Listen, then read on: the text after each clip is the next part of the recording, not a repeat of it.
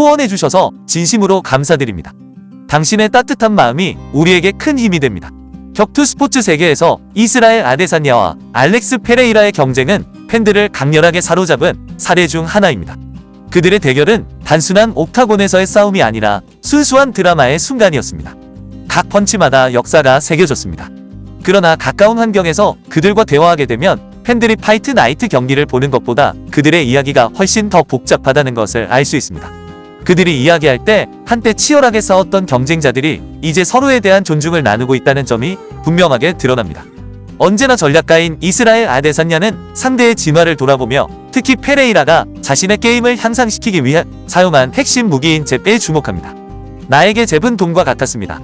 아데사냐가 설명합니다. 아데사냐가 잽의 리치 거리를 찾은 후 그는 요점을 파악했습니다. 그리고 아데사냐가 자신감이나 리듬을 찾기 시작했을 때 경기는 이미 끝난 것이나 마찬가지였습니다. 아데사냐는 브라질인이 성장한 방식의 경외감을 느끼며 페레이라가 개발한 정밀성에 대해 이야기할 때 미소를 지었습니다. 평소처럼 침착한 태도를 보이는 페레이라는 고개를 끄덕이며 자신의 여정에 대해 겸손하게 이야기했습니다. 나는 그 과정에서 열심히 노력해야 했습니다. 그는 자신의 놀라운 발전에 대해 언급하며 이렇게 말했습니다. 당신은 단순히 자신의 힘에만 의지할 수 없습니다. 균형을 찾아야 합니다.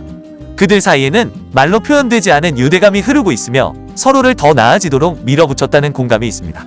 그들은 서로의 어려움을 잘 이해하고 있습니다. 페레이라의 기술적 성장은 매우 인상적이었고 아데사냐는 그것을 깊이 존경하고 있습니다.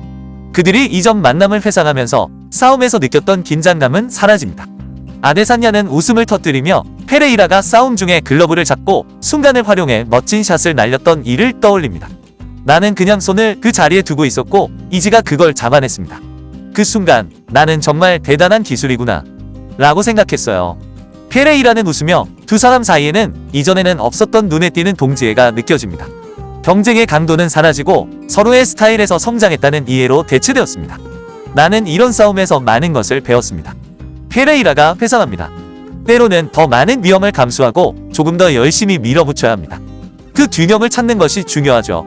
아데사냐도 고개를 끄덕이며 말합니다. 맞아요, 친구. 언제 위험을 감수해야 할지 아는 것이 중요합니다. 하지만 더 중요한 것은 언제 재설정하고 언제 밀어붙여야 할지를 이해하는 것입니다. 우리는 훨씬 나아졌습니다. 대화는 격투 게임에서 순간이라는 개념으로 옮겨갑니다. 아데사냐는 라운드에서 이기는 것뿐만 아니라 핵심 순간을 제어하는 것이 중요하다고 강조합니다. 그는 페레이라와 다른 상대의 스타일을 비교하며 말합니다. 드리커스 두플레시스는 그 부분에 매우 능숙합니다. 콤비네이션이나 접전이 있을 때 그는 그 순간을 잘 마무리합니다. 그게 격투에서 차이를 만드는 요소죠. 페레이라도 이에 동의하며 말합니다. 맞아요. 들어가고 나오는 건 언제 헌신할지, 언제 재설정할지를 아는 것이 중요합니다. 두 사람 모두 싸움의 기세를 바꿀 수 있는 이러한 중요한 순간을 인식하는 것의 중요성에 동의하고 있습니다. 아데사냐와 페레이라가 모두 옥타곤에서 치열한 전투를 벌였다는 것은 분명하지만 두 사람을 차별화하는 것은 배우고 적응하는 능력입니다. 그들은 최고의 경쟁자였고 이제 서로 그 지식을 공유하고 있습니다. 이는 고수준 경쟁의 세계에서 보기 드문 일입니다. 대화가 끝나갈 무렵 아데사냐는 자신의 여정을 되돌아보며 잠시 생각에 잠깁니다. 그는 미소를 지으며 말합니다. 처음에는 명예의 전당에 오르기에는 너무 어리다고 생각했었습니다.